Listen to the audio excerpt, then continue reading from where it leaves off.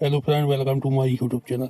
आज मैं आपको बताने वाला हूँ कौरव और पांडव के जन्म के पीछे की क्या है रहस्यमयी कहानी। वीडियो को जानने के लिए वीडियो के अंत तक बने रहें। महाभारत केवल धर्म और अधर्म की लड़ाई नहीं थी, यह उन आत्माओं की कथा है जो किसी न किसी रूप में स्वर्ग, असुरलोक या देवलोक में आई थी। किसी को श्राप ने बांध रखा था, किसी को कर्म ने, तो कोई किसी बड़े उद्देश्य को पूरा करने के लिए धरती पर आया था। यही कारण है कि यह ग्रंथ आज भी लोगों को उतना ही आकर्षित करता है जितना हजारों साल पहले करता था। महाभारत सिर्फ एक युद्ध की कहानी नहीं है, बल्कि यह उन रहस्यों का महासागर है जो आज भी लोगों को चौंका देती है। इस महाग्रंथ में जितने भी प्रमुख पात्र हैं, चाहे वो पांडव हो, कौरव हो, भीष्म हो या कर्ण, इनके जन्म की कहानी आम इंसानों जैसी नहीं थी। कुछ किसी श्राप की वजह से धरती पर आए, तो कुछ देवता या असुरों के अंश के रूप में पैदा हुए। बहुत से लोग ये बात जानते नहीं है कि महाभारत की हर अहम किरदार के पीछे उनके जन्म की किसी विशेष कारण और उसका संबंध धरती से कहीं ज्यादा ऊपर की दुनिया से था। आइए जानते हैं। विदुर धर्मराज का अंश लेकिन दासी की पुत्र। विदुर को महात्मा कहा जाता है। उनका जन्म एक दासी से हुआ था, लेकिन असल में वह धर्मराज यम की अंश थी। उनके जन्म की वजह से भी एक श्राप था। कहा जाता है कि ऋषि मांडव्य ने यमराज को श्राप दिया था कि तुम एक शुद्ध स्त्री की कोख से जन्म लोगे और तुम्हें जीवन भर सही और गलत के बीच जूझना पड़ेगा। इसी श्राप के फलस्वरूप विदुर का जन्म हुआ था। उन्होंने जीवन भर धर्म और न्याय का पालन किया, लेकिन खुद को कई बार अन्याय के सामने असहाय पाया। युधिष्ठिर श्राप से जन्मे संबंध बड़े पांडव में सबसे बड़ी थे युधिष्ठिर, जिन्हें धर्मराज यम का दूसरा अंश माना जाता है। उन्हें भी धरती पर आने के पीछे एक श्राप ही जिम्मेदार था। वह जन्म से ही सत्यवादी थे और हमेशा न्याय की राह पर चलते थे, लेकिन पूरी जिंदगी उन्हें अपने आसपास केवल अन्याय, कष्ट और विडंबना ही देखने को मिली।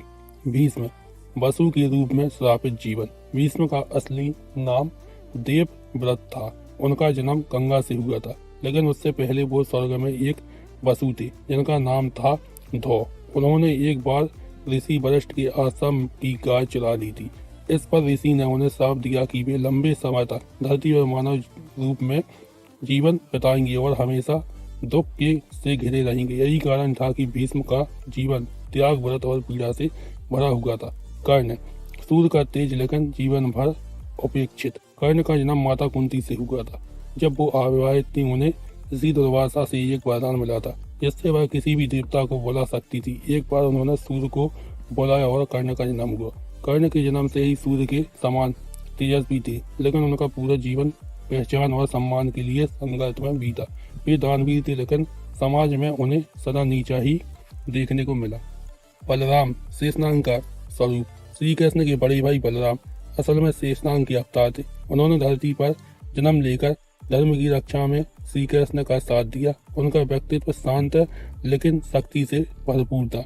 द्रोणाचार्य बृहस्पति के अंश। द्रोणाचार्य का जन्म ऋषि भारद्वाज की तपस्या से हुआ था। वह असल में देवताओं के गुरु बृहस्पति के अंश माने जाते हैं। उन्होंने कौरव और पांडव दोनों को शिक्षा दी, लेकिन उनके मन में पांडवों के प्रति गहरी स्नेह भावना थी। भीम, अर्जुन, नकुल और सहदेव देवताओं का अंश। हर पांडव किसी न किसी देवता का अंश से जन्मे थे। भीम वायु से जन्मे थे, इसलिए वे असाधारण बलशाली थे। अर्जुन इंद्रदेव के अंश से, जिससे उन्हें धन विद्या में अद्वितीय मिली। नकुल और सहदेव जुड़वा थे और दोनों अश्विनी कुमारों के अंश से, इसलिए दोनों में सुंदरता, बुद्धि और निपुणता का संगम देखने को मिलता है। कौरव महर्षि व्यास के वरदान से जन्मे। कौरव का जन्म भी साधारण नहीं था। गांधारी ने एक बार 100 पुत्रों की कामना की थी और इसके लिए उन्होंने गर्भ धारण किया, लेकिन 2 साल तक उनका गर्भ नहीं फूटा। अंत में वेद व्यास ने उसे 100 टुकड़ों में बांटकर 100 घड़ों में रखवाया, जिनसे 100 पुत्र और एक कन्या का जन्म हुआ था। ये सभी पुत्र असाधारण रूप से बलवान थे, लेकिन उनमें दुर्योधन सबसे प्रमुख था। अगर आपको मेरा वीडियो अच्छा लगा हो तो वीडियो को लाइक कीजिए, चैनल को सब्सक्राइब कीजिए और वीडियो को ज्यादा से ज्यादा शेयर कीजिए।